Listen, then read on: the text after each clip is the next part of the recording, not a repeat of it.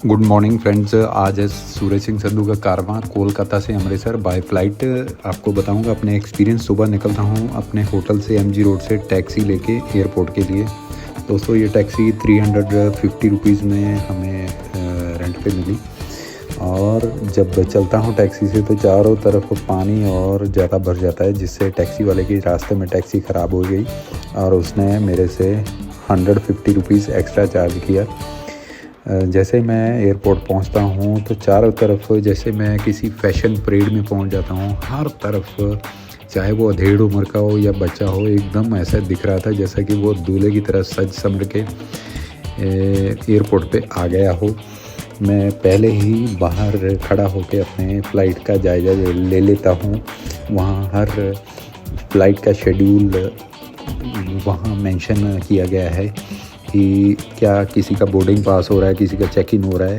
तो मैं अपनी फ़्लाइट का वेरवा देखता हूँ कि मेरे को फ़्लाइट को अभी डिस्प्ले नहीं हो रहा है। काफ़ी जल्दी पहुँच गया था सुबह। और सबसे पहले आता हूँ सिक्योरिटी चेक इन से पहले जो लाइन है बोर्डिंग पास की, उसमें खड़ा हो जाता हूँ।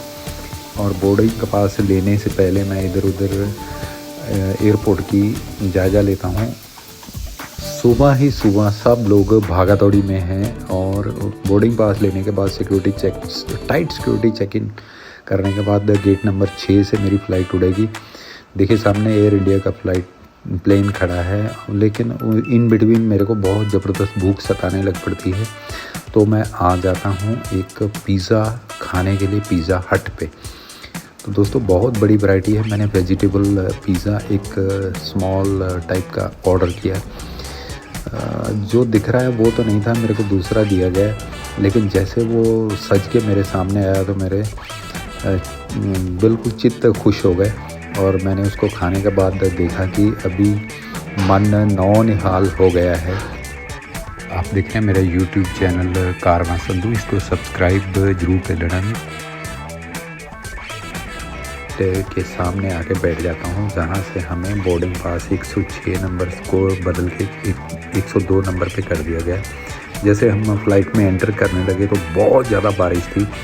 पहली बार देखा था कि बारिश में हम किसी प्लेन में एंटर करने वाले थे। ये बस है और बस से नीचे छतरियों की सपोर्ट देके सवारियों को या पैसेंजर को प्लेन तक पहुँचाया गया कवर्ड शेड में, जो कि काफ़ी अच्छा सिस्टम बनाया था। एक चेक इन के बाद बोर्डिंग पास लेने के बाद अंदर प्लेन में जाने के लिए जी।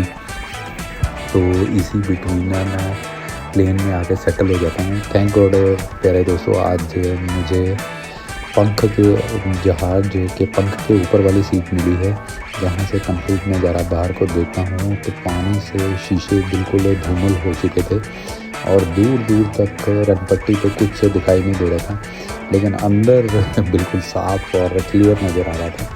लेकिन फिर भी मन हो रहा था कि देखें बाहर। दोस्तों जब बारिश रहती है, इसी दिन जहाज जो है प्लेन जो है रनवे पे दौड़ पड़ा अपनी टेक ऑफ के लिए। मन थोड़ा घबरा जाता है कि इतनी बारिश में कहीं कोई टायर फिसल ना जाए या कोई किसी तरह की मिसहैपनिंग ना हो बारिश की वजह से, और प्लेन एकदम ठीक ठाक से टेक ऑफ कर जाएगी। इसी बिटवीन मैं भगवान से प्रेयर करता हूँ, वाह तू करता हुआ प्लेन जो है टेक ऑफ कर जाता है और धीरे से हवा में आता है। जैसे हवा में आकर पहला झोंका लेता है तो एकदम हार्ट जो है गले में आ जाता है, लेकिन फिर धीरे से वो नॉर्मल होने लगता है। इन बिटवीन जैसे घबराहट होती है तो अंदर का माहौल देखने लग पड़ता हूँ।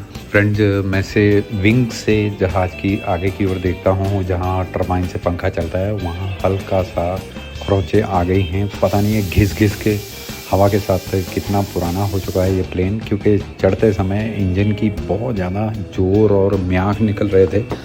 और शायद ये रिटार्डेशन की वजह से या पुराना विंग जहाज़ होने की वजह से, एनी हो, फिर भी प्रेयर करते हुए हम हवा में बीच में आ जाते हैं और ऊपर से बिल्कुल आसमान नीला नज़र आ जाता है और दूर दूर तक कहीं कोई आसमान की बाउंड्री ज़मीन के साथ लगती हुई दिखाई नहीं देती। इन बिटवीन बादलों का घेरा जो है बीच में सेंटर में दिखाई देता है और एक लेयर नुमा बहुत एक अट्रैक्टिव और इम्प्रेसिव नेचर का जो एक दृश्य है वो नज़र आ जाता है। और जैसे एक दूध की या दही की नदी सी बहती हुई नज़र आ रही है, हल्के हल्के एकदम स्टेबल सी हुई, लेकिन मन देख के बहुत खुश होता है। इसी बिटवीन थोड़ा सा ख़तरा भी महसूस होता है कि बीच बीच में जब बादल के झोंके आते हैं तो ये प्लेन जो है हिचकोले खाने शुरू कर देता है। दोस्तों, जैसे ही प्लेन थोड़ा बादलों में गिरता है तो अक्सर उसमें ये मतलब रिटार्डेशन आती है और बार बार एयर होस्टेस इंस्ट्रक्शन देती है कि आप अपनी सेफ्टी की पेटी जो है दोबारा बांध लीजिए जी।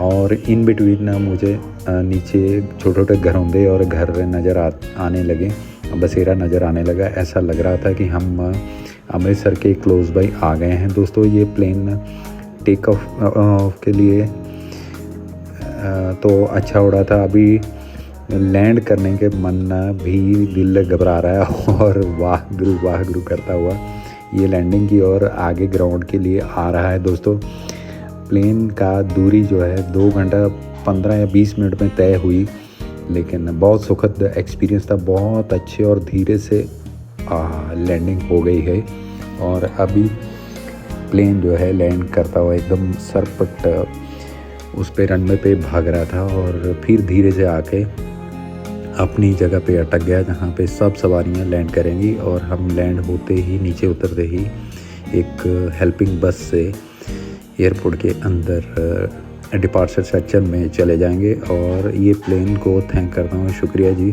मेजॉरिटी है इंडिया में इसकी। अराइवल में जाते ही कन्वेयर नंबर बेल्ट नंबर 1 पे हमारा लगेज आ गया होगा। दोस्तों, थैंक गॉड इस बार लकीली मेरे को जाते ही 4 कदम जाते ही अपना बैग मिल गया। देखिए पंजाब के सीएम मिस्टर भगवंत मान जी किस तरह से बिल्कुल डैश और इम्प्रेसिव लुक के साथ जगह जगह अपनी होर्डिंग लगवा के अपने मनमानी तो नहीं कह सकते, लेकिन अपना बोलबाला और तूती मनवा रहे हैं कि भाई पंजाब की जो जितनी सुपरविजन है उनकी अंडर किस तरह से चल रही है। एक मरियल सी जो प्लेन की असिस्टेंट है वो सब पैसेंजर को गाइड कर रही थी।